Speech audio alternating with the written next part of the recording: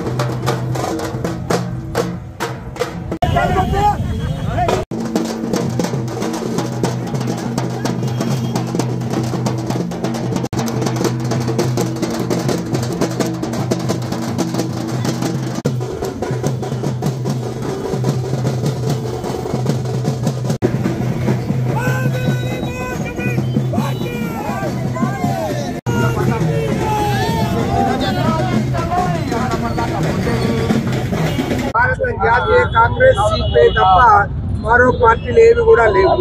ఇవాళ కేంద్రంలో అధికారంలో ఉన్న బీజేపీ ఆర్ఎస్ఎస్ ఈరోజు బీజేపీ మాతృ సంస్థ ఆర్ఎస్ఎస్ బ్రిటిష్ వారికి తాబేదారులుగా పనిచేశారు. వాళ్ళకు లాలించబడ్డారు. స్వాతంత్ర పోరాటంలో పాల్గొన్న దాఖలాలు లేవు.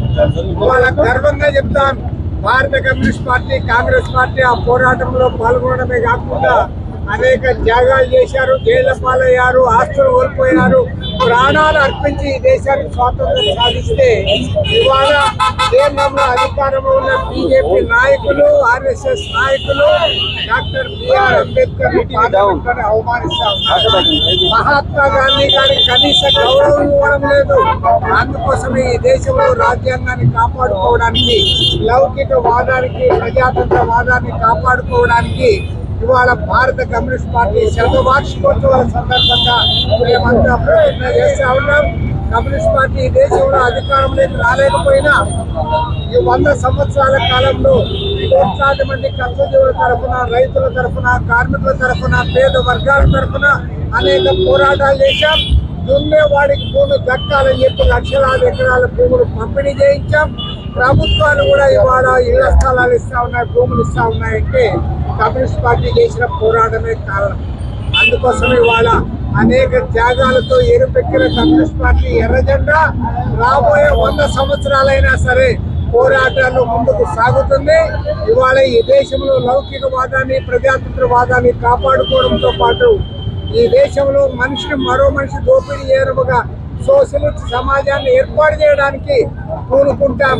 ఆ పోరాటంలో ఎన్ని సంవత్సరాలైనా పోరాటంలో పాల్గొంటామని శతవార్షికోత్సవం సందర్భంగా ప్రతిన పూనుతా ఉన్నాం. ఖచ్చితంగా దేశంలో కమ్యూనిస్ట్ ఉద్యమం అంతా ఐక్యం కావాలి. సమైక్య కమ్యూనిస్ట్ ఉద్యమం ద్వారానే సమాజానికి మేలు జరగడానికి అవకాశం ఉంది.